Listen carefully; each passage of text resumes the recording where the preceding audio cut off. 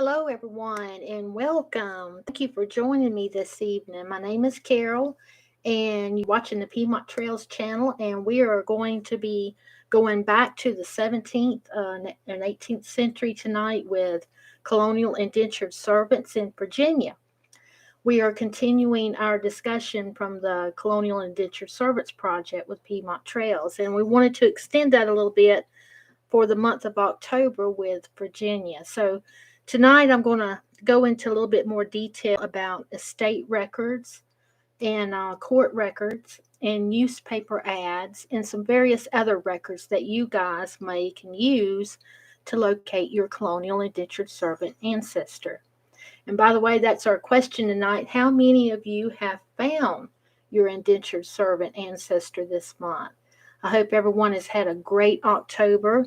Um, we've had a crazy October. We've been going back through the Great Wagon Road Project where we found a couple of more fascinating discoveries, and that took us away from other things that we had planned to do.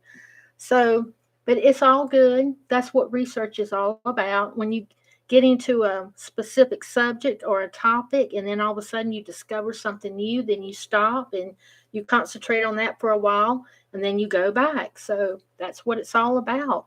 It's not staying on the same subject or the same family all the time when it comes to research. I know, I'm sure you guys are aware of that. So we did find some more interesting things with the Great Wagon Road. So we stopped and we were concentrating on that for a while. But now we're back on target, and we'll see what happens with tonight's live stream. Just say hi to me. Let me know that you're here. Let me know that you can hear me okay. Um, I'm going to be sharing various different sources and a few books with you guys tonight. And like I said, it's all about Virginia and the colonial indentured servants there. And I'm going to start it out with some estate records. Estate records are some of the best resources that we have found as far as locating and naming indentured servants. Virginia holds a vast amount of records, as you all know, but in each individual local county is where you're going to find these estate records, and you'll be able to find them with inventories listed. As you know, indentured servants were not considered per se as property, but each servant would be listed in the estate records. Most of the time, you will find their first and last names, and oftentimes it will even give you more description about how many years are left to be served. And it can also give you even more description of their appearance, where they came from, and so forth. It just depends on how much detail those estate records go into. Some of them are very detailed.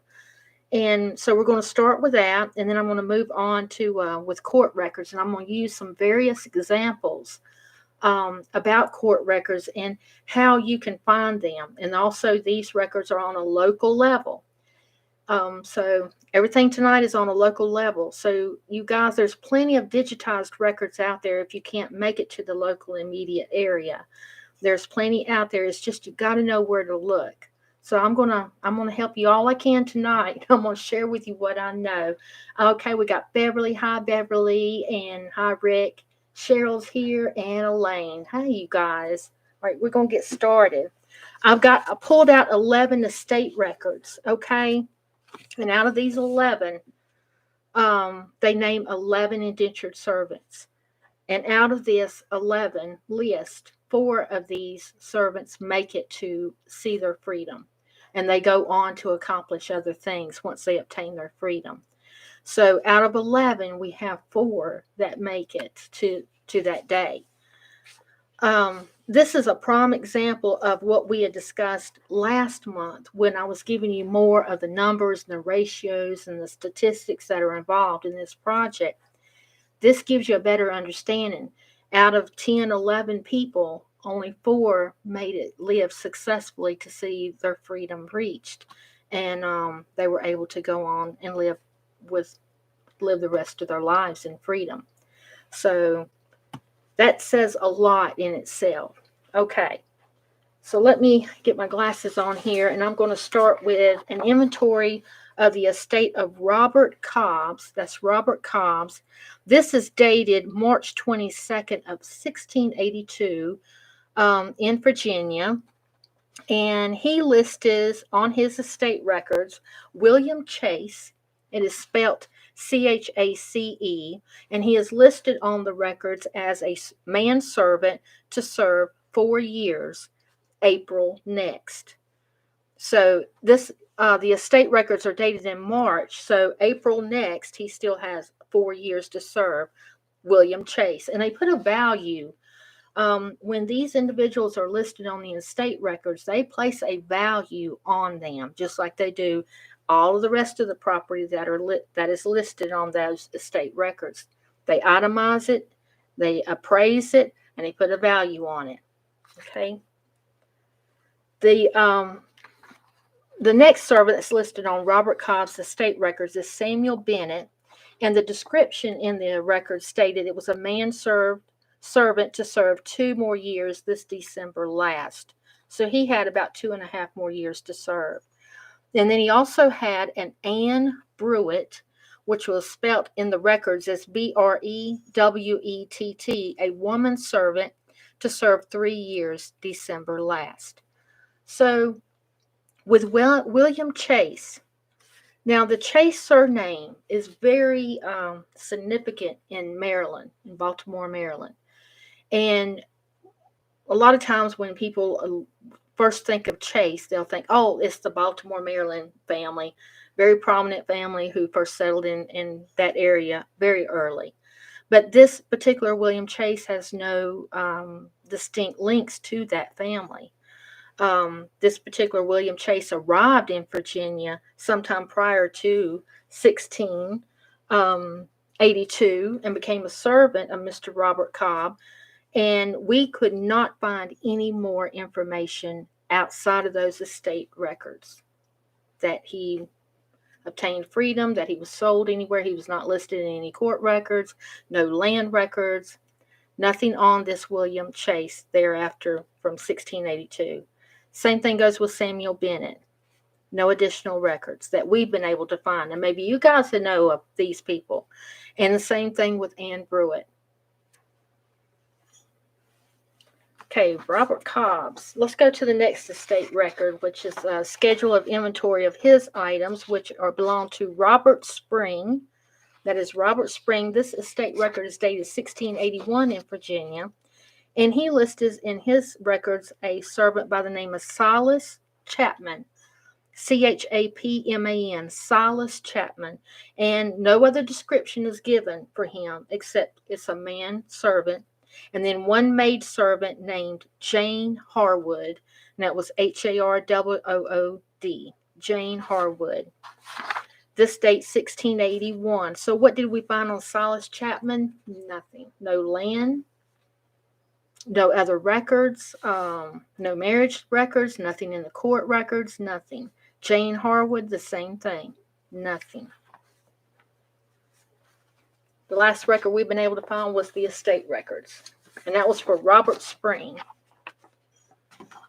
Okay, the next one I have is a William Craig.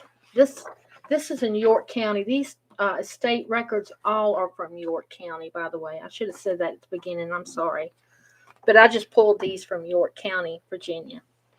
Okay, and this is William Craig, and this one is dated 1720, so it's a little bit later. 1720.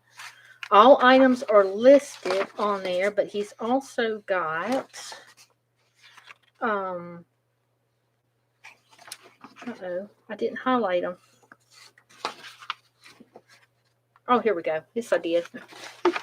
He's also got a white servant of John Robinson, Robinson. John Robinson. No other description given.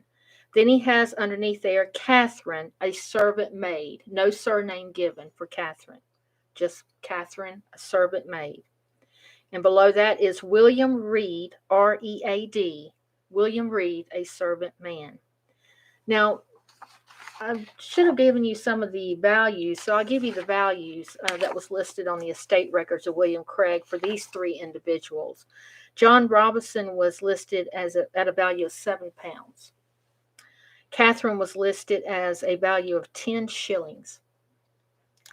And William Reed was listed as a value of 10 pounds. So what about these individuals? Did we happen to find any more information on them? Yes, we did.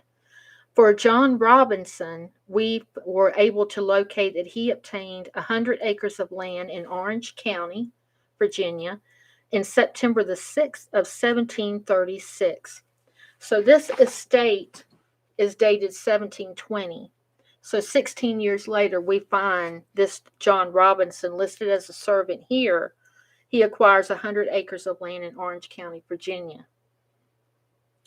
For Catherine, we were unable to find any information. We had no surname to work with, and we tried to trace through the family to see if the others had purchased her in court records. We could not determine that for a fact. So we went on to William Reed, and we did find him. And we located that William Reed acquired land in Surrey County, consisting of 100 acres on the north side of Nottoway River, and he acquired this July 9th of 1724.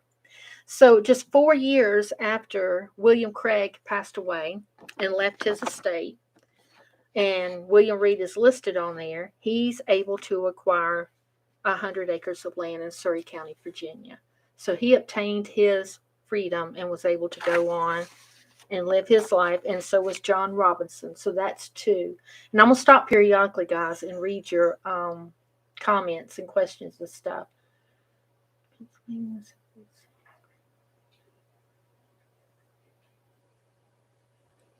Rita asked a good question. Owen Owens arrived in Pennsylvania in 1762. His grandson said that he served an apprenticeship to pay for his passage. Would that be the same as being an indentured servant? Yes, kind of. Years later, the rules kind of changed a little bit as you go forward from the 17th century into the mid-18th century here. Technically, an apprenticeship and paying passage would be 2 different things, technically. But it would be in the same concept pretty much. It's most likely that he may have had to serve a couple of years longer with his apprenticeship in order to pay that full passage. But yes, it's pretty much in the same category, so to speak. All right, so let me go with that one, and let's go on to John Woodley. John Woodley died in Isle of Wight County in Virginia, and his will and estate was recorded in December the 26th in 1724. Now, he did not have very many items, okay? It wasn't like an elaborate full listing, like 3 or 4 pages of what these other estates are, which go in great detail. But he does list, Mr. Woodley lists a servant by the name of Will Base. And it's B-A-S-E, Base, Will Base. So we weren't able to find any more information about Will Base, and we could not find where he received his freedom anytime soon. After 1724, we couldn't find him on any land records or anything from thereafter. So it's still a mystery about Will Base. We just know that he was an indentured servant to John Woodley, and he was listed in his estate records in 1724. Moving on to Patrick Wilson. Patrick Wilson was in Augusta County in 1756 in Virginia, and he acquired 2 indentured servants while he was in Virginia, and that was John Mealy, M-E-E-L-E-Y, who he had obtained his indenture on May 24th, 1756, and then he also purchased James Ward, W-A-R-D, on November the 24th in 1756. Now, this was not listed as an estate record. By the time Patrick Wilson had died, these 2 indentured servants were no longer his servants at that time. So these were found in court documents. the time of purchase. So, do we find anything else about James Ward and John Mealy? On John Mealy, nothing. Absolutely nothing on him. But James Ward, we were able to determine that he served during a militia group during the French and Indian War with others who were living near in that area in Augusta County. And our last one is Mrs. Margaret Budden. And I'm going to spell the last name as Buddden. Budden. Margaret Budden. Margaret Budden was living in Charles County, and she had lived there several years with her first husband, and she ended up marrying again. Well, when she married again, let's see, to Reverend William Wilkinson. Reverend William Wilkinson was her second husband. At that time, they moved from Virginia to Maryland. They did this in October of 1650, very early, 1650. And her new husband had applied for a land grant in Maryland during that time. And he applied for 900 acres. Well, providing transportation for everyone in your family from Virginia to Maryland is quite a task. And then getting all of your belongings, especially if you've lived in the area for a long time. And this family had. But it states that he did make arrangements for his three daughters, which were Mary, Rebecca, and Elizabeth from his first wife. And then he made arrangements for his new wife, the widow Budden, and her daughter, and 3 servants. And their names are William Warren, Warren, Robert Cornish, and Ann Stevens. Now, since they were transported from Virginia into Maryland, then Maryland may have had more records for this William Warren and Robert Cornish and Ann Stevens. But we wouldn't have known that at first. We would have kept looking in Virginia for these 3 individuals, thinking that they were still, servants of this family. So you have to trace the family's footsteps that own the indentured servants. A lot of times, just like this particular family, they picked up and they decided to move and apply for large tracts of land in Maryland during this time period. And so the servants went with them. So that's a prime example of following the family, the master's family, in order to find your servants. Okay. And last is John Peoples. John Peoples is an early settler in Virginia and very prominent family in the area. Well, they also owned indentured servants. John Peoples lived from 1739 until around 1801, I think, if I remember right. I was married in the mid-1760 decade. But he did own a servant by the name of Thomas Allen, Allen. He acquired Thomas Allen on August the 15th in 1775, 1 year before 1776. John Peoples acquired Thomas Allen. This is a prime example of how indentured servitude was still going on prior to the American Revolutionary War. So what happened with Thomas Allen, he acquired 100 acres in Culpeper County in Virginia on December the 14th, 1795. We find him in Culpeper County. And most of the time when you see that they have reached freedom and they are free to go their own ways, a lot of times they're supposed to be allotted some clothing, a few tools, and a few acreage of land. Most of the time in Virginia, this averages between 50 and 100 acres. I have came across a few individuals who had 120 acres, 111, 115, something like that. But it's very, very rare to find them acquire 200 acres or more. So most of the time, it's usually 50 acres to 100. In many cases, just 50. I have found as less as 11 acres and 12 acres during this time period. Okay.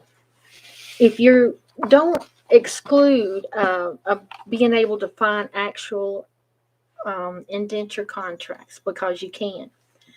And actually, there are many that are digitized and through historical societies, local groups who have came across these documents and knew of their importance, even though they may not have known what happened to the person or that family in that their immediate area. They will go and digitize them and put them online for you others to view. So use your search browser to locate these. Get real technical with your keywords. Use all type of search words to bring up all kinds of different things, and use different browsers too. Don't rely just on one or two search browsers. I use different ones. I get different results. But you can find the contracts, and each one may read a little bit differently versus the other. And it also greatly depends on the time period. The conditions may change from one servant to another on what their rules and their liberties and opportunities that are available to them, their legal rights that are available to them per their contract. So each contract, even though most of the wording is basically the same, there may be added details. Like, for instance, you may come across one that the master has to provide 3 meals a day or 2 meals a day, or each meal has to be, I found one not long ago that it stated each meal had to be filled with meat. I thought that was pretty interesting that was put in that contract. Others put in there that they're not allowed to trade or sell or bargain whatsoever. No, they weren't allowed to do that. And then other areas and other contracts, you can see that men are allowed to marry, but women are not. Or you may see that neither of the ones, that they were not allowed to marry at all. So each contract can vary in its characteristics, and you can find them online. So just be diligent with your research, because I have found several. And you can start by local libraries, historical libraries too, and museums and special collections in the libraries. They may not know that they have it initially if you just go in and ask them, well, I'm looking for some in Colonial Indentured Servant contracts. Do you happen to have any? They may not be aware of that. So just use the card catalog and search for them online and see what you can come up with. Especially historical societies. I found several through that way. Okay, I'm going to go into court records, and I want to give these examples. I think I've got let me count here. 1, 2, 3, 4. I got 4 examples here, and these are some pretty good ones. All right, I'm going to go with the first one, December 19th, 1695. We are in Northumberland County, okay? John Phipps is in court, and I'm going to spell his last name. It's Phipps. Phipps, John Phipps, is in court, and he's facing fines and sentencing from running away from his master, Richard Haney. Richard Haney, his last name is Haynie. Phipps he's charged with cost of court, okay, and plus an additional year added to his servitude. Now, the court records don't state how many years he is having to serve. It just states that one additional year has been added on to him. Now, before this, Phipps was in court prior to 1695. He was in court in February of 1692, and he's listed as a servant of Alexander Weatherstone at that time. And he ran away this time too. And for that, he was charged cost of court, okay? But then he was sold, and that's when Richard Haney obtained him at that time. In other words, Richard Haney purchased from Alexander Weatherstone John Phipps and his remaining servitude, his contract. There were no other records exist for this particular John Phipps after this. There was no land records. We couldn't find anything else on him. We were able to trace Weatherstone and the Haney family very well, but nothing was listed about Phipps. So I put a little note in here for you guys. Be mindful and careful when you're researching. Pay attention to the details. There are Virginia records for other John Phipps. There are. One who sailed to James City County in 1654. Okay, that's one.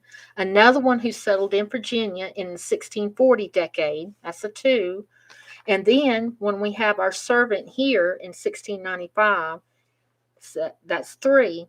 But then there's another servant by the same name that we found in court records in Northumberland area, dated September 15th, 1703.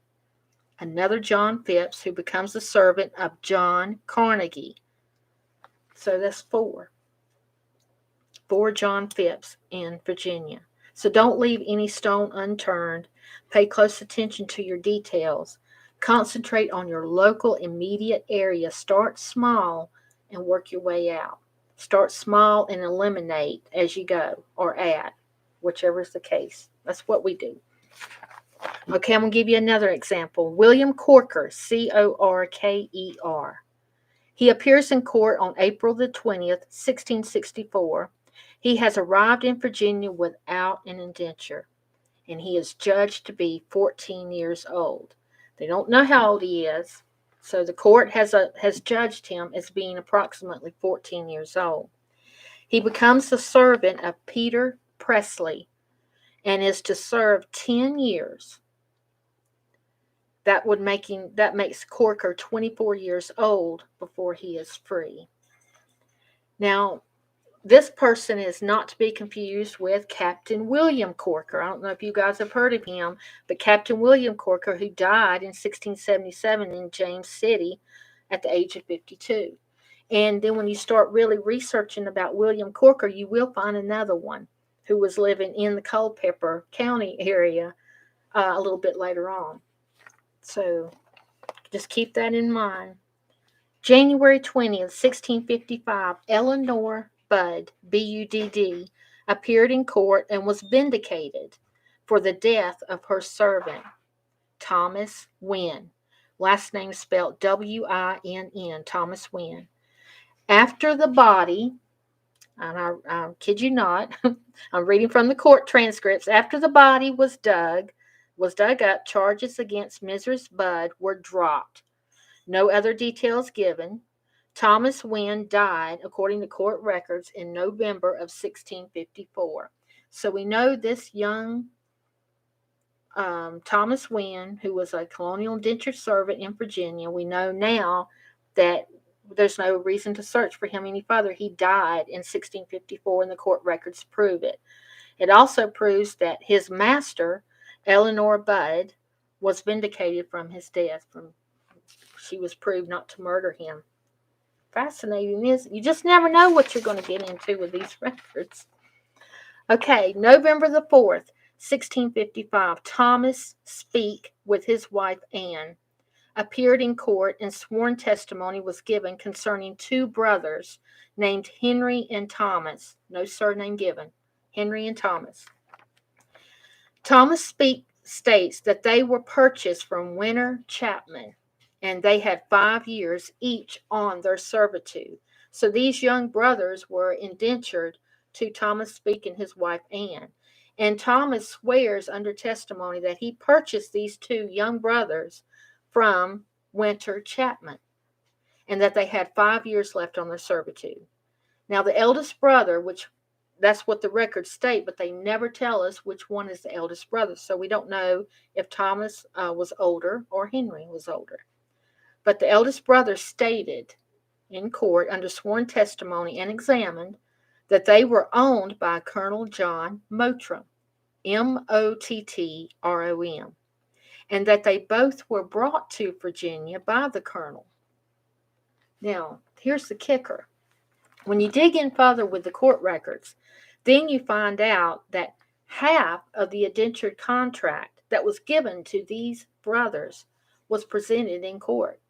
So that means that the eldest brother, whichever it was, kept close hand on his possession his copy of his indentured contract, which would have been slit in different ways and would have matched the original. It was torn in two, so the master would have one and the indentured servant would have one. Well, these young brothers, the eldest brother, held on to that contract, and he had it. And he presented it to court, and it proved that they did indeed belong to Colonel Mottram.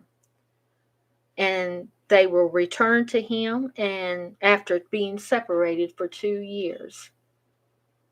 Fascinating.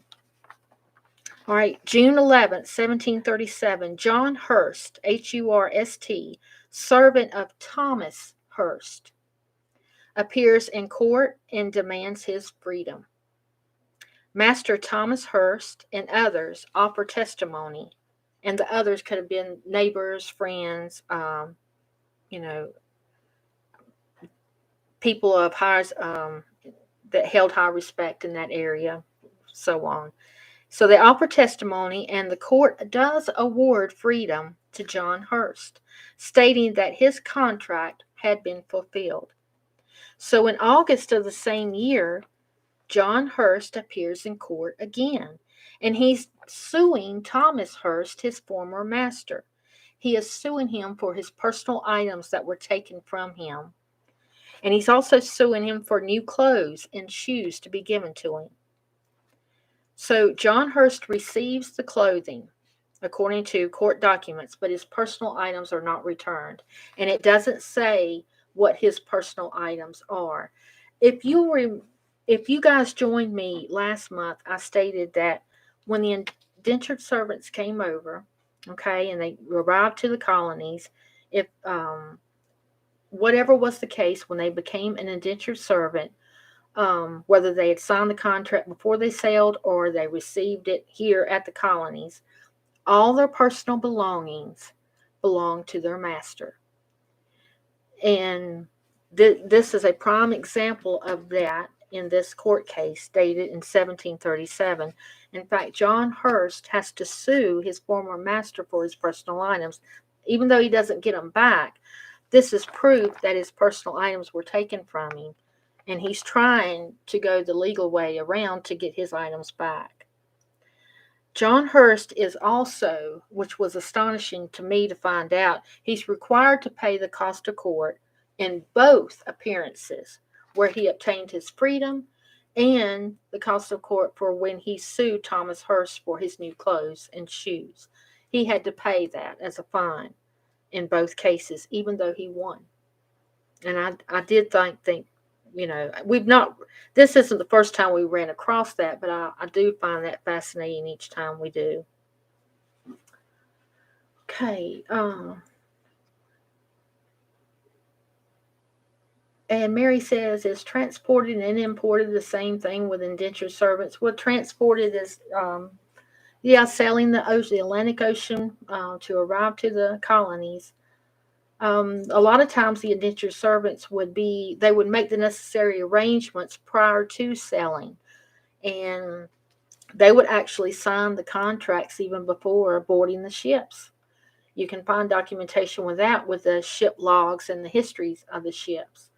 Others who arrived to the colonies, if they arrived and did not have arrangements made, or if they arrived and were not indentured and they could not pay their passage, then they were lined up and they were judged by appearance, characteristics, and personalities, their age, and then they were sold. And then whoever purchased them, that's how their passage was paid. And then that indentured servant worked those amount of years to pay off that amount that was owed to their master. So, transported and imported. Okay. Now I'm going to go into newspapers. I've got 2 examples here for you. In the court records, some are in book form. And some are in various different files online, locally. I have a lot of court records in book form here in the library with Piedmont Trails. I have several. I've collected several all through the years. I've always found court records and wills and estate records fascinating. And I've tried to concentrate on certain specific areas that held my interest at that time. So over the years of all researching, I collected quite a few. So I do know, even though you may come across some online websites that will tell you, well, certain years in this county are not available, there are several items that are available. Look at it instead of looking online, look at it in a book form. There are several books that I have that have been published in the 19th century, that have been in out of publication for years, and you can't find them anymore. And the person who actually transcribed a lot of these court records, they may not be available. Something may have happened to them from the time that they were transcribed, a fire, or various things could happen. But yeah, don't just concentrate on online digitized records for court records. Look for them in book form too. And local libraries, universities will have copies. Some of these are on microfilm. And also, don't disregard Family Search, which is free to use. And they are a good supplier and resourcer for court records and local immediate area records like that. So yeah, that gives you different. That means if you may not be able to travel to the area, that's fine, and everybody understands that. But that way, that'll give you more opportunities of maybe acquiring the information through the court records to see if your ancestor is listed. All right, for news, newspaper ads, most of them, the Virginia Gazetter is a very popular late 17th century, early 18th century, well, all throughout the 18th century in Virginia, and very popular in the area. There are many other publications that came and went. Okay, running a newspaper was a pretty expensive business, and it wasn't always profitable. So there are different ones. So just check in the local area in which you're researching to see, and your timeline, and see which newspapers were available. Berkeley and Jefferson Intelligencer was around during 1803, and I pulled this particular ad. It says 1 cent reward, 1 cent, 1 cent reward. Runaway sometime in July last, an apprentice boy named John Burke, Burke. He was bound to me by an order of the court of Berkeley County, and he was 18 years of age last April. He's about 5 foot 9 inches high, and took with him, when he went away, a variety of clothing. The above reward will be paid. Archibald Butt, Berkeley County, October 28th, 1803. And yeah, I thought that was pretty it's not really funny, but it just gives you a good example of the runaway ads that would be posted in newspapers all across the colonies. If you happen to run away from your master and you were an indentured servant or a slave, either one, they would print out ads to look for you. And oftentimes they would give detailed description of what you look like. They would also maybe how you spoke. I've seen many ads that would say, well, they would speak in a Dutch language, or they could not speak English, or they would tell that, and they would say their eyes are blue, they have brown hair, and they would give the height like they did in this example. And that gives you a better understanding. If you find one of these and it lists as your ancestor, well, you have a picture. You can kind of visualize in your mind what your ancestor may look like. But 1 cent reward, 1 cent. Okay, and the other example I have is from the Richmond Enquirer. It's dated 1819 in Virginia, and it says $50 reward. $50, 1819. $50 reward will be given to any persons who can deliver to the subscriber an indentured white apprentice boy to the painting and glairing business named George Washington Wald. Now, this individual was very prized by the owner, the master here, and he missed him very, very much, because he goes into detail that he is a very, very talented painter, and he does want him back desperately, so he's willing to pay $50 to get him back. He goes on to say that he is 19 years old, and He's very smart. He's very smart and intelligent and very talented.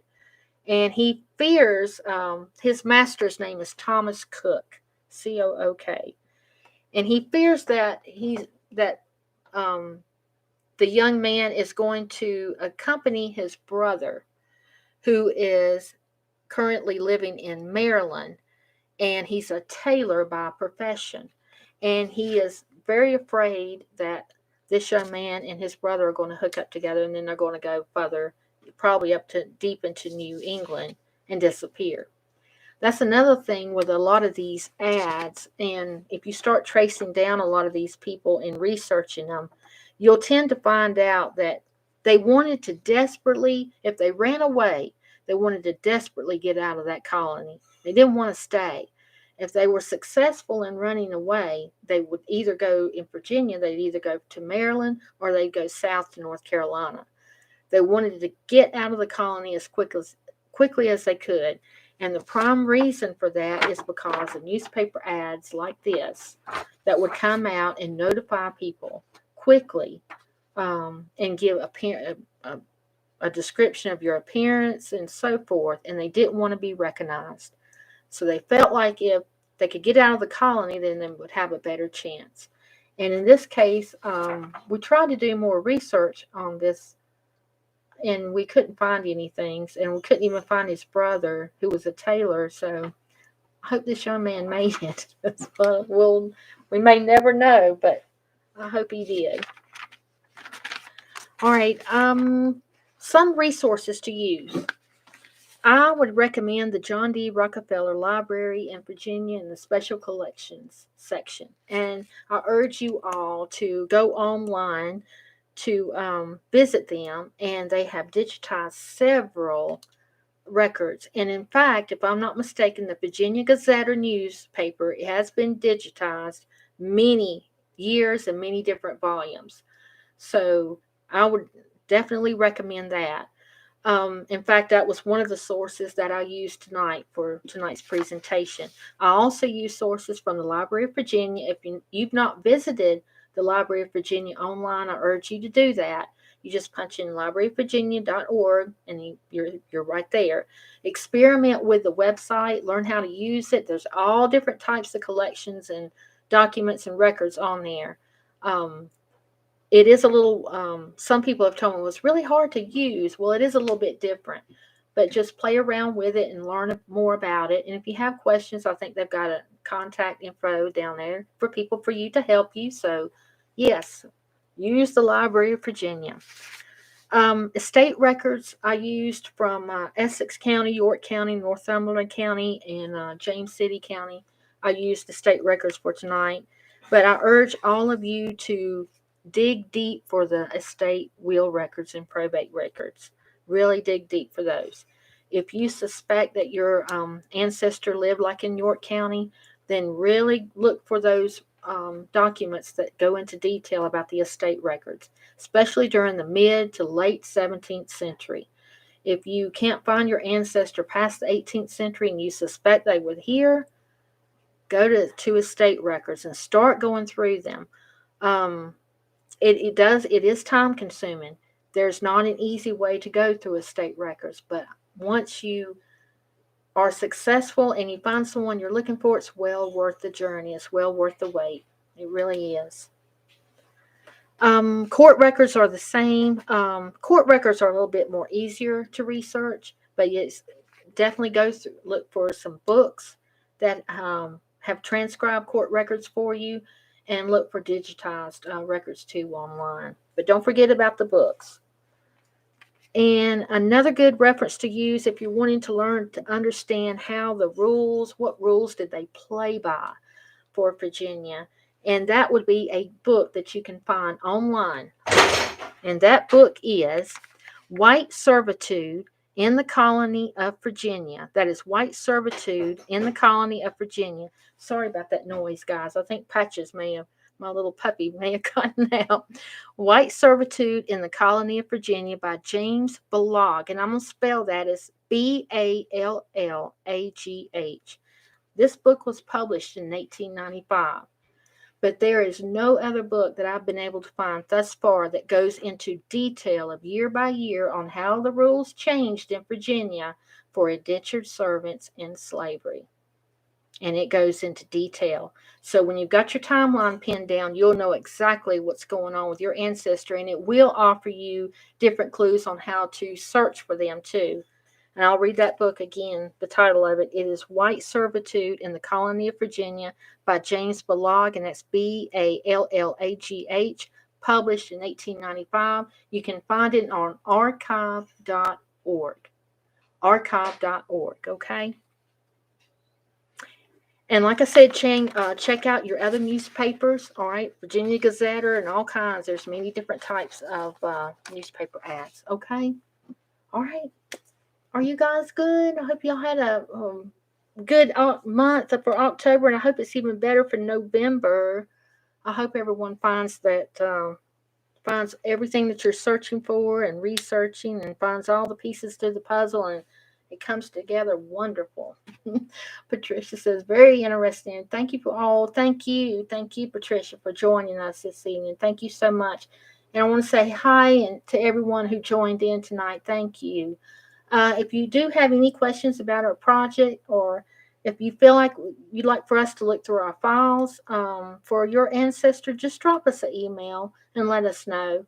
We'll be happy to add you to our list, our little current list for requests are growing, but we'll be happy to add you to it. We're happy to look through our files for you, and you email us at contact@piedmonttrails.com. It's contact@piedmonttrails.com. Okay. And visit the website too. You can use the contact form on there also if you want to get in touch with us. Our next live stream will be November the 26th. That's on a Sunday. November the 26th, the Sunday after Thanksgiving, and 7:30 p.m. I don't know what our subject will be. We'll just wait and see. Might be something back on the Great Wagon Road. We'll see. Maybe we'll stick with the Colonial Indentured Servants Project for a little longer and share more. But until then, enjoy your journey to the past, everyone, and God bless.